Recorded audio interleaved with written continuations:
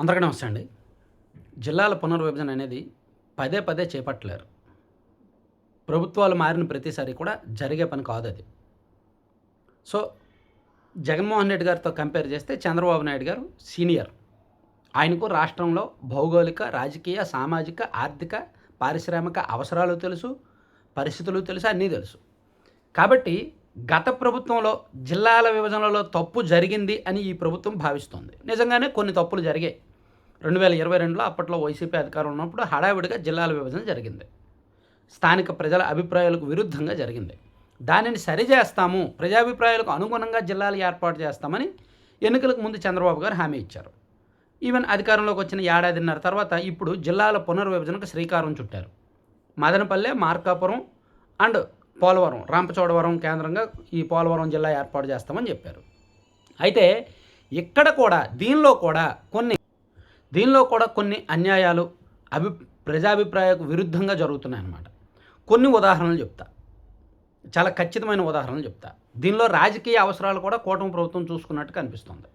సరే, సింపుల్గా చెప్పుకోవాలంటే ఇప్పుడు రాజంపేట జిల్లా కేంద్రం చేయాలని స్థానికులు అడుగుతున్నారు. రైల్వే కోడూరు, రాజంపేట ఆ ప్రాంతంలో ఎక్కువగా డిమాండ్ ఉంది. దాన్ని పట్టించుకోవాలి.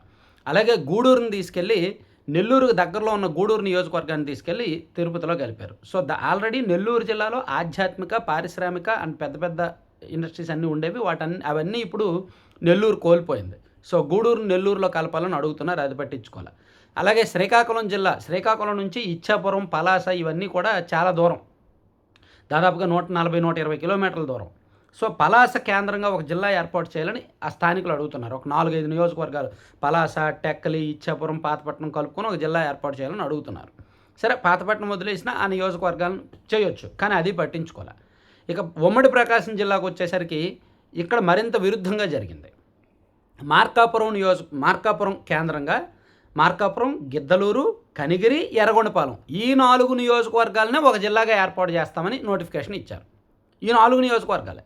ఇక్కడ ఆశ్చర్యం ఏంటంటే మార్కాపురానికి జస్ట్ 25-30 కిలోమీటర్ల దూరంలో ఉన్న దర్శిని ఒంగోలులో కలుపుతున్నారు. ఒంగోలుకి దర్శికి 70 కిలోమీటర్లకు పైగా దూరం.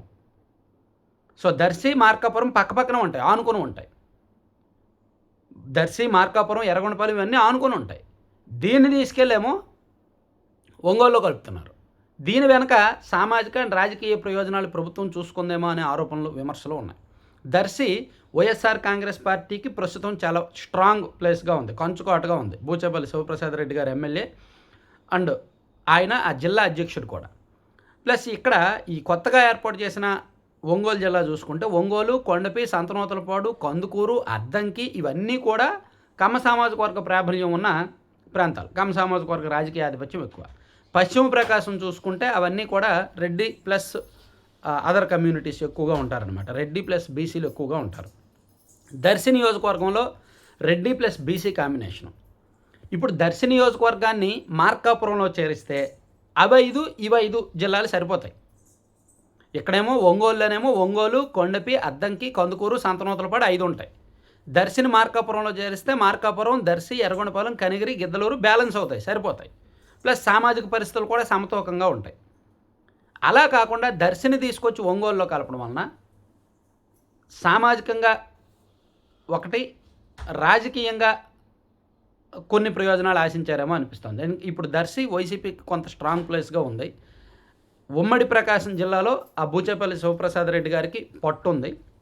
ఈవెన్ రాష్ట్రంలో వైసీపీ జిల్లాల అధ్యక్షులు అందరిలో కూడా ఆయన కాస్త ఎఫెక్టివ్గా, అగ్రెసివ్గా పనిచేస్తున్నారు. ఈ విపరీతమైన కూటమి గాలిలో కూడా ఆయన మొన్న దర్శి నియోజకవర్గాన్ని గెలిచిన తర్వాత ఇంకాస్త ఆ జిల్లాలో ఉన్న కొంతమంది నాయకులు పార్టీ నుంచి బయటకు వెళ్ళిపోవడంతో బూచేపల్లి శివప్రసాద్ రెడ్డి గారే కీలకమయ్యారు. ఉమ్మడి జిల్లాకు ఆయనే కీలకమయ్యారు.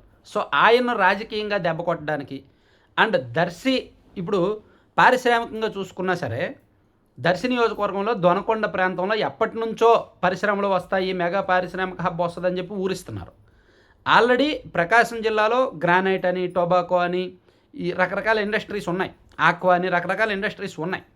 పశ్చిమ ప్రకాశం ప్రాంతంలో పెద్దగా ఇండస్ట్రీస్ ఏమీ లేవు, అవన్నీ కూడా బీడువారిన భూములే. సో పరిశ్రమలకు పెట్టడానికి మంచి అవకాశం ఉన్న ప్రాంతం దర్శి నియోజకవర్గం.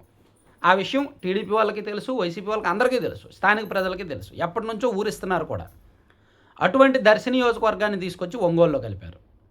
నిజానికి దర్శి ప్రాంతానికి న్యాయం చేయాలి అంటే అక్కడ పారిశ్రామిక అవసరాలు, సామాజికంగా, రాజకీయంగా ఏ విధంగా బ్యాలెన్స్ చేయాలన్నా, ప్రజాభిప్రాయాలకు అనుగుణంగా చేయాలన్నా దర్శిని మార్కాపురంలో కలపాలి. కానీ కేవలం ఆ జిల్లాలో రాజకీయంగా దెబ్బ కొట్టడానికో, లేదంటే కొంత సామాజికంగా దెబ్బ కొట్టడానికో దర్శిని తీసుకొచ్చి ఇటు కలిపారు. సో దీనిలో కొన్ని రాజకీయ విమర్శలు వస్తున్నాయి. సో బూచేపల్లి శివప్రసాద్ రెడ్డి గారికి ఇదొక టాస్కే, ఇదొక సవాలు నిజంగా. రాజకీయంగా ఆయన్ని ఇబ్బంది పెట్టడానికి చేస్తున్నారు కాబట్టి. సో ఆయన కూడా దీన్ని సవాల్గా ఫేస్ చేయడానికి సిద్ధమయ్యారు. సో చూస్తున్నారు, ఎందుకంటే ప్రస్తుతానికి నోటిఫికేషన్ ఇచ్చి ప్రజాభిప్రాయాలు తీసుకుంటున్నారు కాబట్టి ఒకవేళ ప్రజాభిప్రాయాలకు విరుద్ధంగా వెళ్తే మాత్రం ఆయన కంప్లీట్గా రోడ్డు మీదకి వచ్చి ఫైట్ చేయడానికి కూడా రెడీ అవుతున్నారు. ఈవెన్ అక్కడ టీడీపీ క్యాడర్లో అండ్ అదర్ పార్టీ సిపిఎం లాంటి పార్టీల్లో కూడా దర్శిని మార్కాపురంలో కలపాలనే డిమాండే ఉంది. సో దీన్ని ప్రభుత్వం ఏం చేస్తుందనేది చూద్దాం. Thank you.